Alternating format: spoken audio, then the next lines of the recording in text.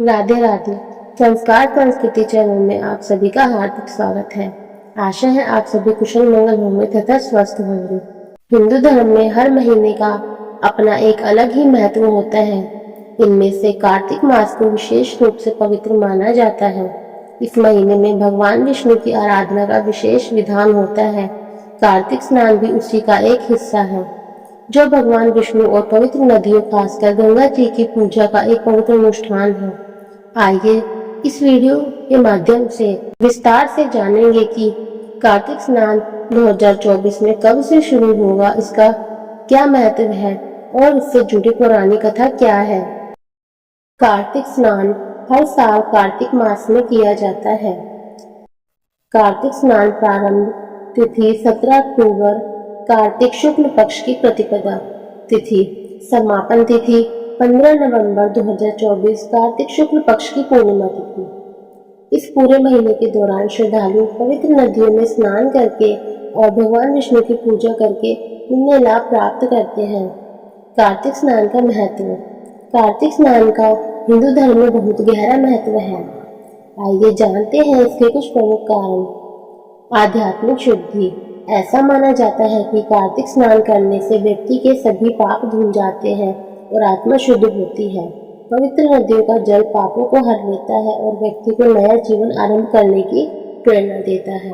मोक्ष की प्राप्ति। कार्तिक स्नान को मोक्ष प्राप्ति का द्वार भी माना जाता है।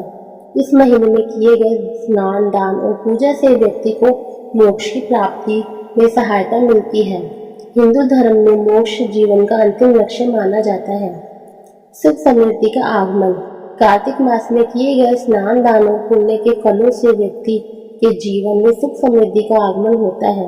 माना जाता है कि भगवान विष्णु इस दौरान अपने भक्तों पर विशेष कृपा बरसाते हैं। पारिवारिक कल्याण।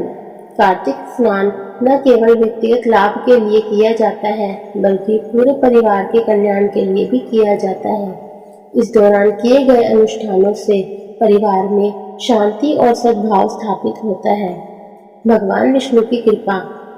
कार्तिक स्नान भगवान विष्णु को प्रसन्न करने का एक उत्तम तरीका है।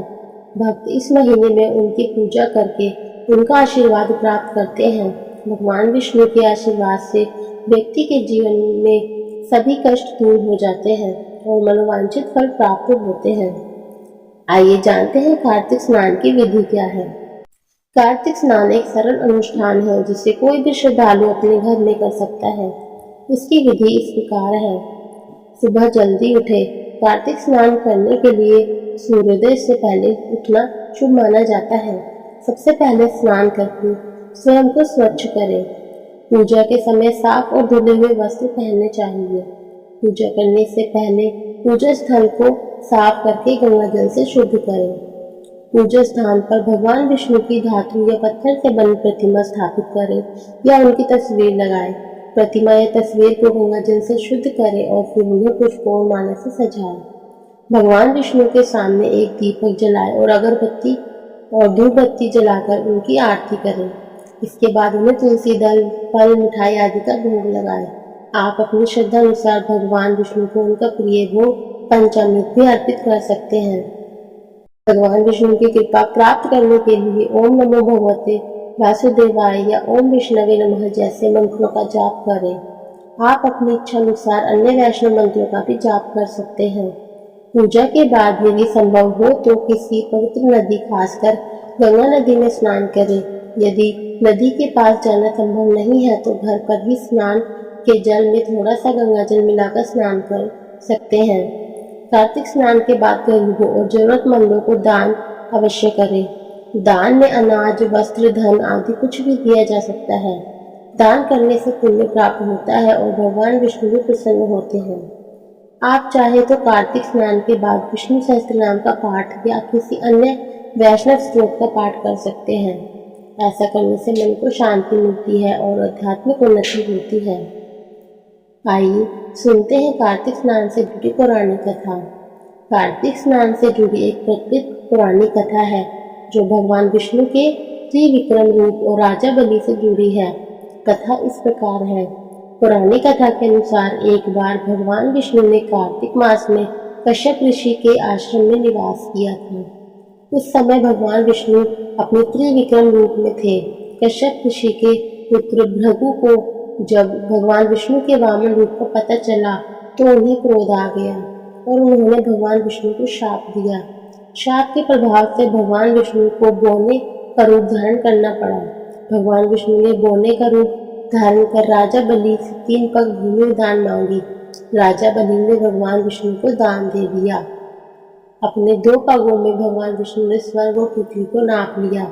तीसरे पैर से उन्होंने पाताल लोक को नापना शुरू किया। राजा बलि के गुरु शुक्राचार्य को डर हुआ कि भगवान विष्णु पाताल लोक को भी नाप लेंगे, इसलिए उन्होंने राजा बलि को अपना पैर वापस खींचने के लिए कहा। उन्होंने भगवान विष्णु को अपना पैर वापस खींचने के लिए कहा। भगवान विष्णु ने अपना पैर रोक लिया और राजा बलि को स्वर्ग का राजा बना दिया। इसी दिन से कार्तिक मास की शुरुआत हुई और कार्तिक स्नान का महत्व स्थापित हुआ। आइए जानते हैं कार्तिक स्नान से जुड़े कुछ महत्वपूर्ण नियम। कार्तिक स्नान करते समय कुछ महत्वपूर्ण नियमों का पालन करना चाहिए। जैसे कार्तिक स्नान का सबसे महत्वपूर्ण नियम है कि उसे पूरी श्रद्धा और भक्ति के साथ किया जाए। कोशिश करें कि कार्तिक मास के पूरे महीने में नियमित रूप से स्नान करें। यदि संभव हो तो हर दिन किसी पवित्र नदी में स्नान करें। इस महीने में सात्विक भोजन का सेवन करना चाहिए। मांस, मदिरा और तामसिक भोजन का सेवन नहीं करना चाहिए। यदि संभव हो तो कार्तिक मास में ब्रह्मचर्य का पालन करें। इससे मन को शुद्ध रखने में सहायता मिलती है। दान का कार्य कार्तिक स्नान का एक महत्वपूर्ण अंग है। इस महीने में गरीबों और जरूरतमंदों को दान अवश्य करें।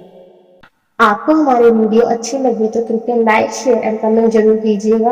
अगर आप हमारे चैनल पर नए हैं तो चैनल को सब्सक्राइब करना ना भूलें तथा बेल आइकन जरूर दबाएं। सभी को राधे राधे।